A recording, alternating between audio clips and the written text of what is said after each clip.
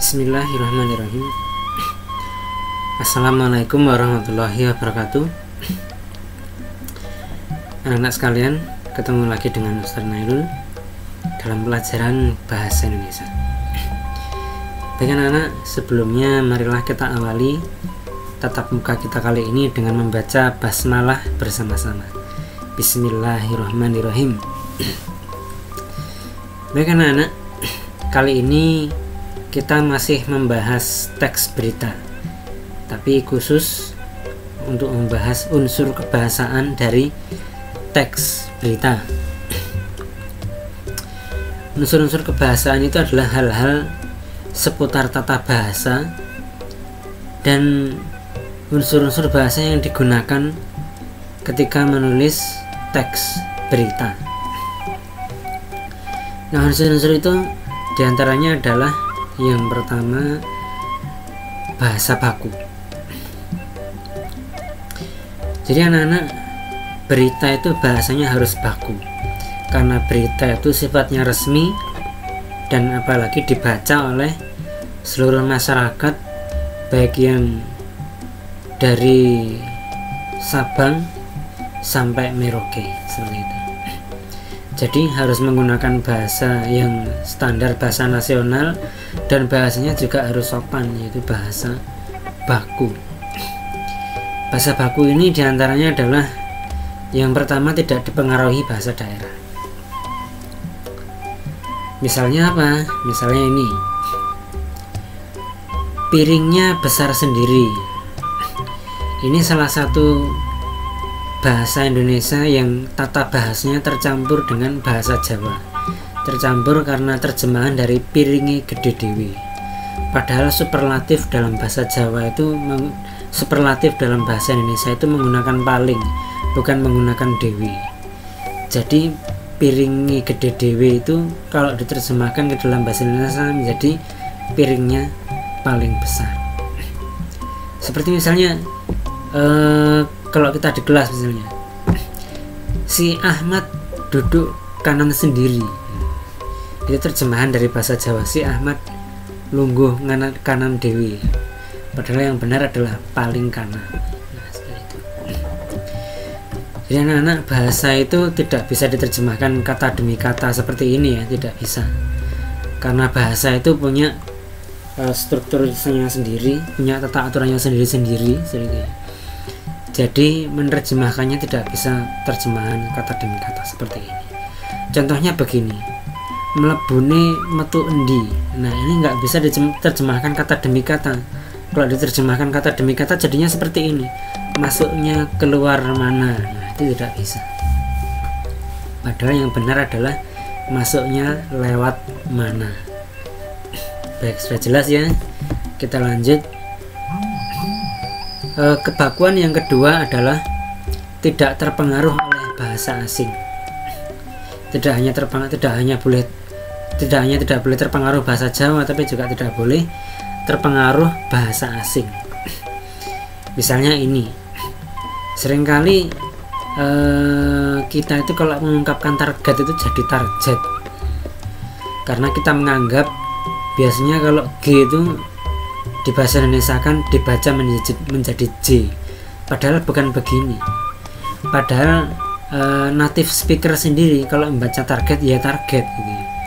Cuman orang Indonesia aja yang agak aneh, target dibaca target, tambah salah seperti itu. Jadi tidak terpengaruh bahasa asing, apalagi dicampuri bahasa asing seperti itu ya, tidak boleh. Jadi harus bahasa Indonesia semua. Berikutnya kebakuan adalah bukan bahasa percakapan. Jadi yang digunakan bukan bahasa percakapan, tapi bahasa resmi, bahasa baku. Bukan kayak gini yang gue maksudnya. Ini kan bahasa percakapan ini nggak boleh dipakai dalam teks berita. Terus berikutnya, menggunakan imbuhan yang secara eksplisit. Jadi kalau memberi imbuhan harus jelas imbuhannya apa. Imbuhannya jangan disembunyikan seperti ini ya.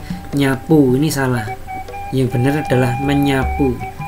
Ngarang, ini juga salah. Yang benar adalah mengarang. Jadi itu. Ya ini boleh, tapi nyapu ini bahasa percakapan ya. Tapi kalau di dalam menulis teks berita harus menggunakan imbuhan yang eksplisit atau lengkap seperti ini. Berikutnya menggunakan kata yang sesuai konteks. Sesuai konteks itu bagaimana? Ya kata itu kadang-kadang walaupun betul maknanya, tapi kadang-kadang ditaruh di kalimat mana itu tidak asal bisa taruh.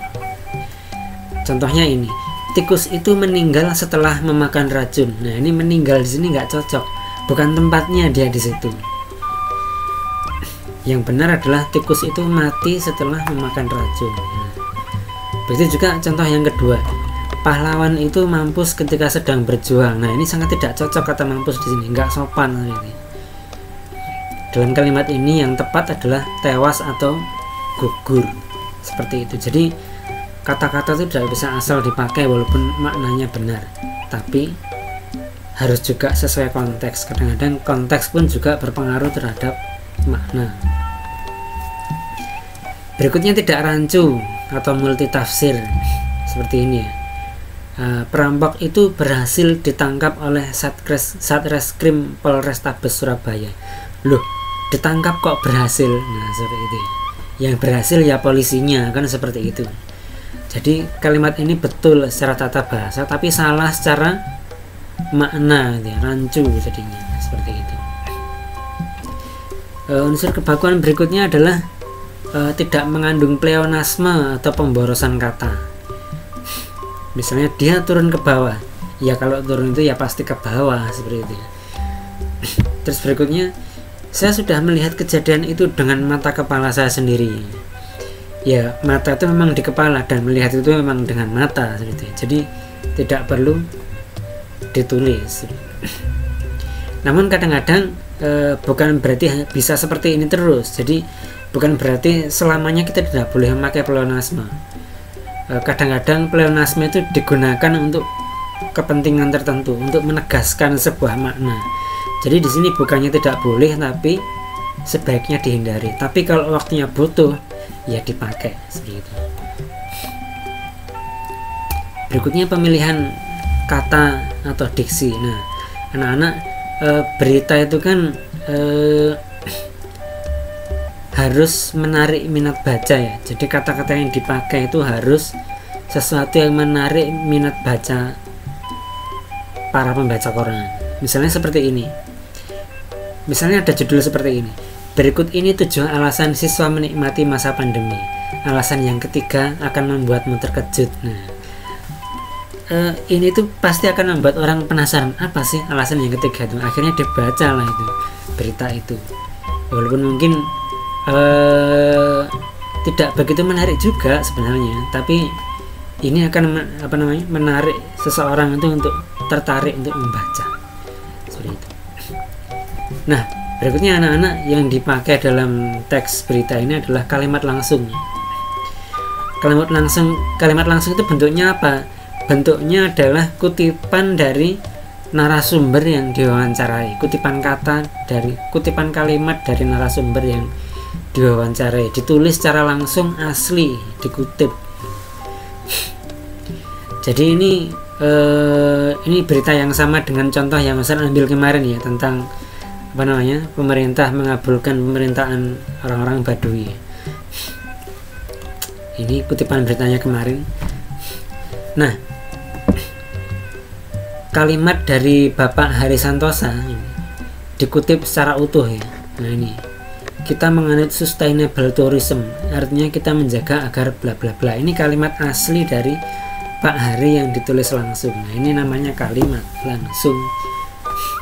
Jadi kalimat langsung itu kalimat asli dari narasumber, tidak diedit, tidak diubah-ubah, tapi asli ditulis langsung semuanya. Itu namanya kalimat langsung. Beda halnya dengan kalimat tidak langsung. Kalau kalimat tidak langsung itu sudah berupa penyarian, kalimat dari narasumber itu disarikan atau disimpulkan gitu ya, menjadi sebuah kalimat yang mungkin lebih sederhana atau diperjelas maknanya seperti ini ya. Dalam kesempatan tersebut, perwakilan suku Baduy, Uday Suhada, mengungkapkan keinginan suku Baduy untuk mengganti istilah wisata budaya Baduy menjadi Sabah budaya Baduy. Nah, ini kalimatnya Uday Suhada seperti apa sudah tidak ada di sini. Tapi pesannya itu sudah tersampaikan. Tapi pesannya itu disampaikan, disimpulkan di sini. Jadi kalimat dari Pak Uday Suhada itu seperti apa tidak dikutip di sini. Jadi dia bilang apa itu kita nggak tahu. Kita tahunya hanya bahwa Pak Uday Suhada itu menyampaikan hal yang kurang lebih seperti itu. Jadi kalimat tidak langsung itu kalimat yang sudah disimpulkan dari kalimat narasumber. Nah, berikutnya anak-anak yang sudah pasti dipakai di setiap teks, yaitu ada kata penghubung, yaitu konjungsi. Ada banyak ya, ada dan, atau, tetapi, sejak, ketika, walaupun, dan masih banyak lagi. Berikutnya unsur kebahasaan yang dipakai dalam teks berita juga adalah kata kerja. Kata kerja di sini kata yang mengandung makna aktivitas. Jadi berita itu kan kabar ya, peristiwa, pasti ada aktivitas di situ. Jadi pasti sudah memakai kata kerja, pasti memakai kata kerja. Kata kerja itu seperti apa? Ya, sebuah kata yang menunjukkan aktivitas. Misalnya memborong itu adalah aktivitas, menghafal itu adalah aktivitas. Biasanya bisa dilekatkan dengan kata bantu sedang atau tidak. Sedang menghafal cocok, berarti menghafal itu adalah kata kerja. Baik, insya Allah itu anak-anak beberapa. Ini ada satu lagi yang terakhir, fungsi keterangan. Fungsi keterangan. Jadi anak-anak banyak sekali kalimat-kalimat yang bersifat keterangan dalam berita itu. Mengapa? Karena dalam berita itu ada unsur mengapa, yaitu sebab-sebab. Jadi karena itu banyak sekali kita akan menjumpai kalimat-kalimat yang bersifat keterangan dalam teks berita. Jadi insya Allah itu beberapa hal yang perlu kita bahas terkait unsur kebahasaan teks berita. Terima kasih atas partisipasinya. Mari kita akhiri dengan membaca hamdalah bersama-sama. Alhamdulillahirabbil alamin.